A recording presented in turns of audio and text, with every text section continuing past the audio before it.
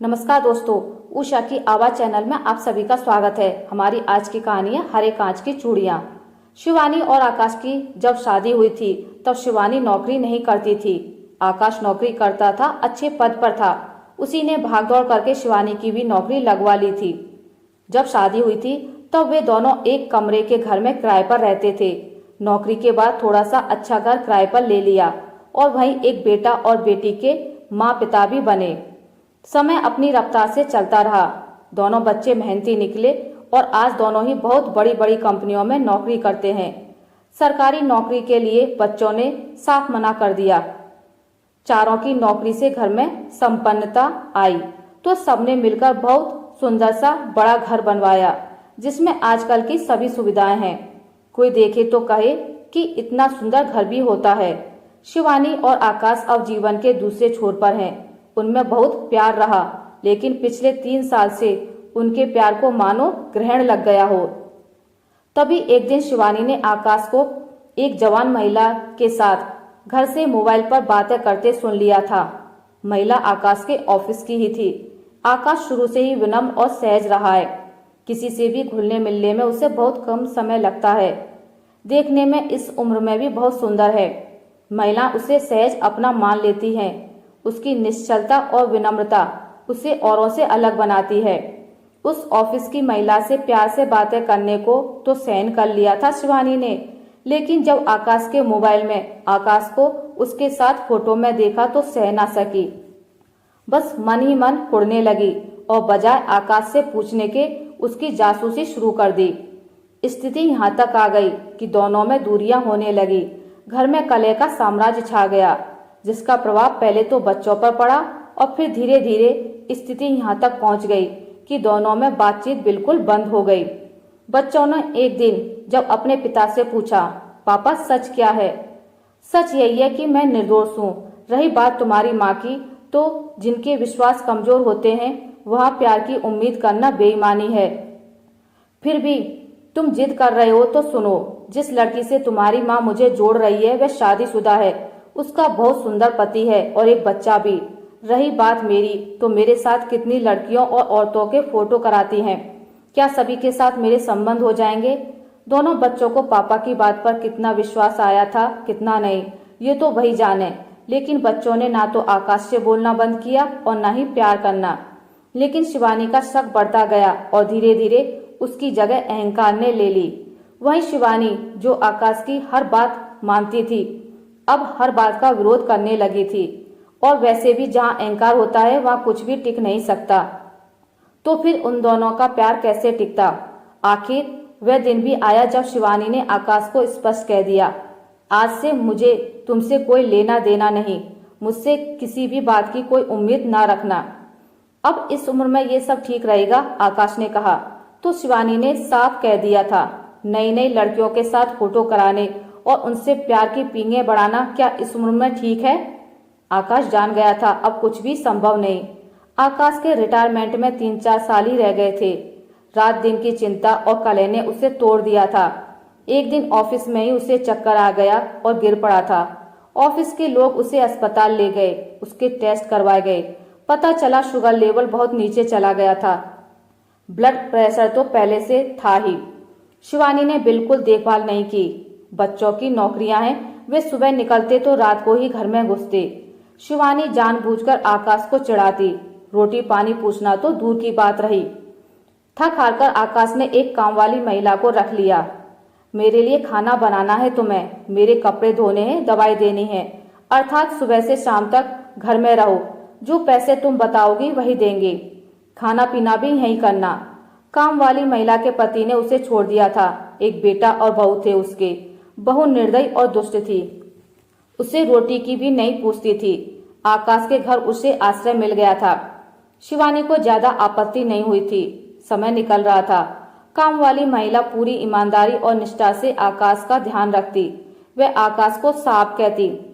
Office जाते समय उनका टिफिन तैयार करना, ब्रेकफास्ट देना, जूते पॉलिश करके तैयार रखना और कपड़े धोने के साथ साथ उन पर प्रेस करना। उसने आकाश का मन जीत लिया था। वह आकाश की ऐसे सेवा करती जैसे उसका पति हो। वैसे भी आकाश का स्वभाव और सरलता हमेशा से सभी के लिए प्रिय रही है। कामवाली और आकाश छुट्टी वाले दिन घंटों बातें किया करते। कामवाली अपने पति की बातें बताती। सुख दुख के साथी होने का दम भरने वाला उसका पति एक झटके में ही कैसे उसे छोड़कर ना जाने कहाँ चला गया था। वह बताते बताते रोने लगती तो आकाश उसे चुप कराता, उसके आंसुओं को पोंछता और उसे चुप कराते कराते कितनी बार स्वयं रोने लगता। कामवाली अपना दुख भूल उसे संभालती, उसका दुख बांटती। तब नौकर और मालिक का रिश्ता धराशायी हो जाता था। आकाश कामवाली से एक बात हमेशा कहता, एक सपना देखा था, सोचा था जब बुढ़ापा आएगा तो लाठी का एक सिरा मैं पकड़ूंगा और दूसरा शिवानी के हाथ में पकड़ाकर चला करूंगा। मगर कहाँ पता था ये दिन भी आ जाएंगे। फिर कितनी ही बार कामवाली से पूछता, क्या सचमुच मैं बुरा आदमी हूँ? अच्छा बताओ, मैं एक अच्छा पति नहीं हूँ ना? मैं सचमुच दोषी हूँ? अच्छा तुम बताओ। बताती नहीं हो, बहुत दुष्ट हो तुम। उससे कहते कहते बच्चों की तरह बिलखने लगता। तब कामवाली उसे सिर्फ इतना कह पाती, साहब आप बहुत अच्छे हो। मैं अगर सच में अच्छा हूँ तो ये सब क्या है? क्यों मेरी शिवानी, क्यों?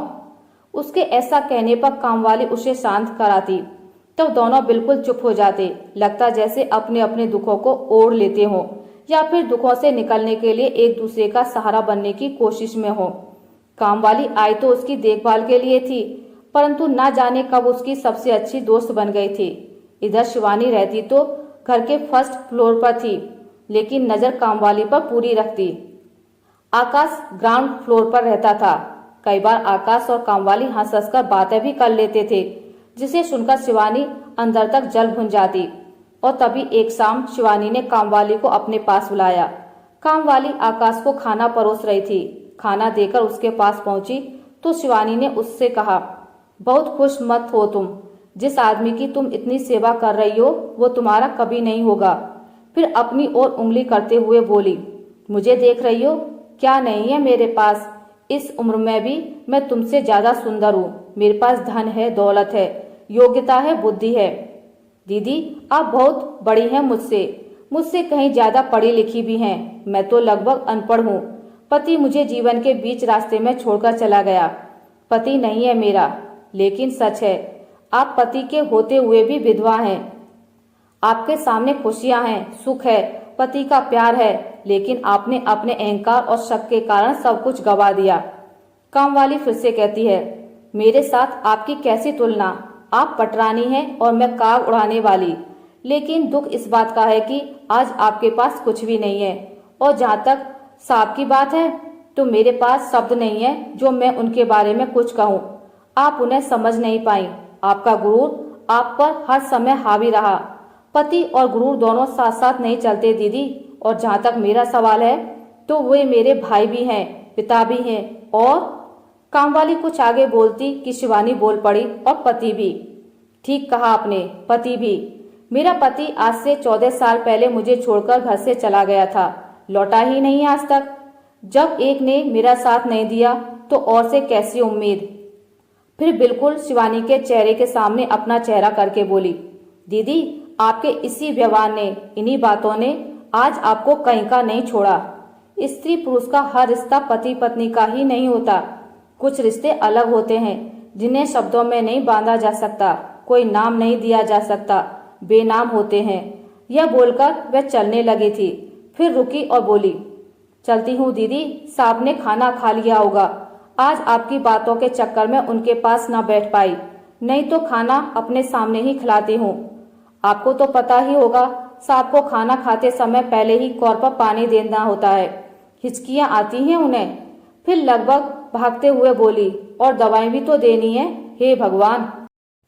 काम वाली भागती हुई आकाश के पास आ गई थी। आज खाना देते समय पानी नहीं रख पाई थी उसके पास। आकाश ने पहला ही कौर खाया होगा। हिचकियां रुकी नहीं, पानी था ही नहीं उनके पास, सब्जी पर ही लुढ़क गया था। काम वाली साफ साफ कहकर बिलख रही थी। बेटा बेटी भागकर आ गए थे, शिवानी भी आ गई थी। दोनों बच्चे भी पापा पापा करके विलाप कर रहे थे कि कामवाली ने दोनों हाथ जमीन पर दे मारे थे। हरे कांच की चूड़ियां टूटकर बिखर गई थी। शिवानी हारे हुए ज्वारी की तरह हाथ मल रही थी। शिवानी को अपनी गलती का एहसास हो गया था, लेकिन अब उसका कोई फायदा नहीं था। अब बहुत देर हो चुकी थी। उसके अहंकार और शक ने उसका घर बर्बाद कर दिया था। काश वो समय रहते संभल गई होती। आशा करती हूँ आपको मेरी आज की कहानी अच्छी लगी होगी। अगर आपको मेरी कहानी अच्छी लगी है तो इसे लाइक करें, ज़्यादा से ज़्यादा शेयर करें, और अगर आप मेरे चैनल पर नए हैं तो इसे सब्सक्राइब करना ना भूलें। मिलते हैं एक नई कहानी के साथ, तब तक के लिए नमस्कार।